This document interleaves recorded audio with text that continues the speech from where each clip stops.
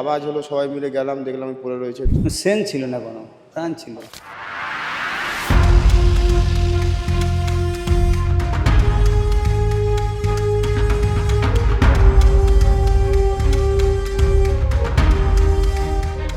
কর্মব্যস্ত সপ্তাহের প্রথম দিন, তার উপর লোকভবনে চলছে মন্ত্রীদের শপথ। ঠিক সেই সময়ই সকাল 10:30টার কিছু আগে হঠাৎ করেই খাদ্য ভবনের বি ব্লকের 5তলা থেকে পড়ে যান কৃষি বিপণন দপ্তরের যুগ্ম সচিব ইন্দ্রদেব ভট্টাচার্য। আপাতত এসএসকেএমের ট্রমা কেয়ারে আশঙ্কাজনক অবস্থায় ভর্তি তিনি। ঠিক কী হয়েছিল, প্রত্যক্ষদর্শীরা কি বলছেন, সব দেখাবো আপনাদের। পড়লো ওখানে, দেখলাম আমরা নিচেই গল্প করছিলাম 10:30 তখন। তারপর ধাপ করে দেখলাম আওয়াজ হলো, ওখানটা পড়লো। তারপর ধরে ধরে ওনাকে বেঞ্চিতে শোয়ানো হলো। কোনো সেন ছিল না, এখান থেকে রক্ত বেরোচ্ছিল। তারপর একটা কাপড় ফাপড় মানে চাপা দিয়েছে। তারপরে ওনাদের গাড়ি ছিল সঙ্গে, 5-7 মিনিটের মধ্যেই হসপিটালে ট্রান্সফার করা হয়েছে।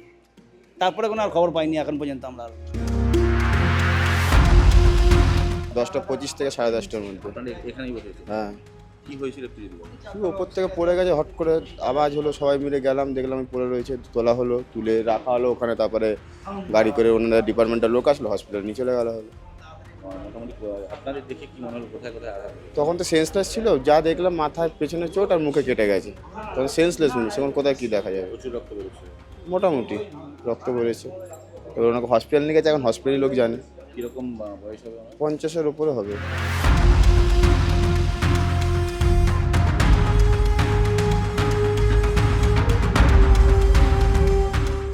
নিছক দুর্ঘটনা নাকি এর পিছনে রয়েছে অন্য তত্ত্ব?